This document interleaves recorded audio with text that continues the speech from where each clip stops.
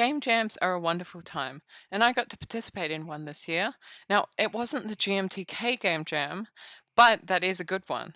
I actually participated in the Castle Make and Play 20,000 members Discord milestone game jam, which was a really fun experience. Let me tell you how it went.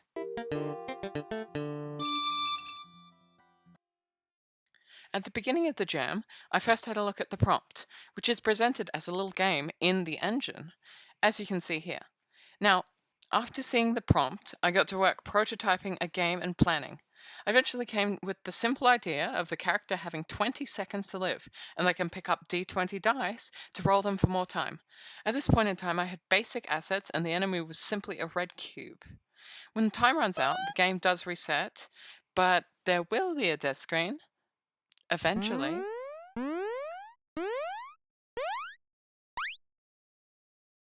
At this point, I'd worked more on throwing the dice. When it hits the enemy, they take damage.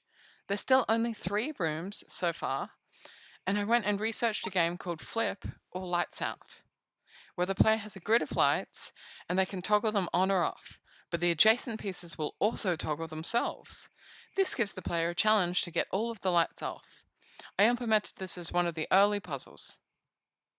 I did some work on the enemies. They're no longer red cubes, but are now these ant-like creatures. I also did some work on the character, by which I went to Icosacards, my previous game, and repurposed Cinnabar Mercurin.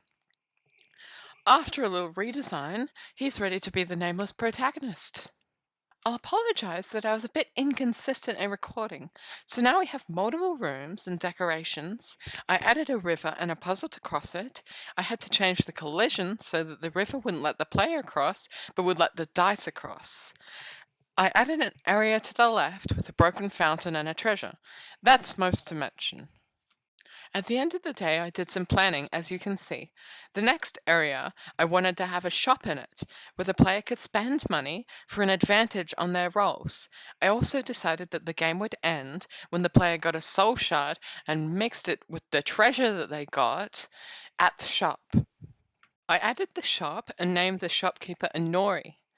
It's fun, but also time-consuming to write dialogue, but mostly fun. I added an upper area and a secret desert area. The sand will slow the player down significantly. Originally, when I made the sand code, I had no sand in the level, but the player was still slowed down. I realized that when there is no sand, the code that checks for the sand thinks that there is sand next to the player since the nearest sand location is 0. This wasn't a hard fix. Either tell it to only check the nearest sand if there are sand actors in the level, or if the sand is a greater than 0 distance from the player. I made a little quest where the player could bring a floaty over to the upper river and it would take them into a secret area. At current, it doesn't work, but it will later. I did some more planning and decided for an ocean to be off to the left, but wasn't sure what to put there until I had the perfect idea. If you've been in the Outer Wilds modding community, you may have heard of Ernesto, a friendly anglerfish who appears as an Easter egg in many a mod.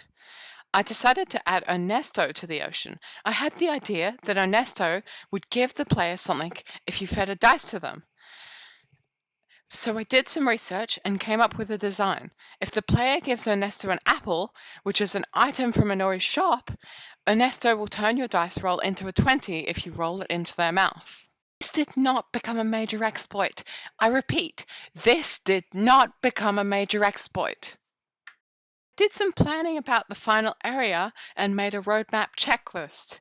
The final area ended up being a swamp, and I think it works well. I'll note here that during the making of the game, I'd been adding plaques around the map, written in Valithian, my personal conlang. The main statue, which is the only respawn location in the entire game, also has this. These, I decided, would make up the core of the final quest. I added a new NPC called the Keeper, who gives the player a key for the statue, where they get a soul flame, and have to extract more soul flames from the other plaques. I also added a downwards ending, which is very long, to discourage early traversal. I also added a death screen. Finally! I wanted the player to be able to see the soul flames they have, so I had to grab some code from another one of my short games, Envelope Simulator, which uses trigonometry to put stickers on envelopes. All it took was a little code repurposing, and all the soul flames now circle the player. I added a bag of chips that can be given to Ernesto. This will allow the player to walk on sand with ease. And after that, it was really just time to submit the game. After a few days, the results came out, and I got a mention. This was more than I could have hoped for, so altogether it was a great experience. I also want to mention the games that got mentions as well, and the winners. Room 20 by the Bunny Tea is a cool little game with a wonderful hand-drawn aesthetic where you have to survive a gauntlet of 20 rooms, each of which is a 20-second puzzle, or 10 seconds, it depends. Icosacards by Dubno is a really crisp pixel art card game where you play until 20,000 collective points, and the player with the most points wins. Tea Leaf by Ditchen is a cozy puzzle game where the protagonist has to find 20 tea leaves for their 20th birthday. Everything has a green hue as if you're playing on an old game device. You even input into a digital button display. The Desert Lizard by Partypooper is a spectacularly animated platformer where the player, a lizard with a gun, can shoot their way around the map. There are a selection of enemy types to meet, and it's an overall fun experience. Try Again is a game where you play as a triangle with 20 seconds to complete a series of platforming puzzle challenges.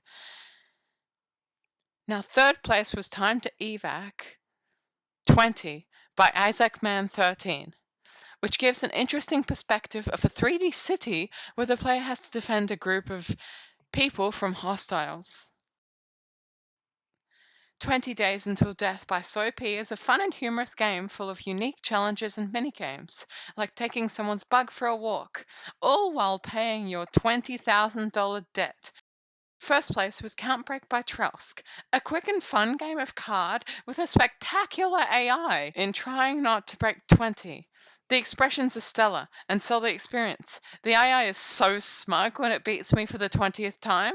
Game Jam was a wonderful time and I would 100% do it again. Now, thanks for watching, and go play everyone's games. I've barely scratched the surface on my own game, and there's lots more to find in mine and everyone else's.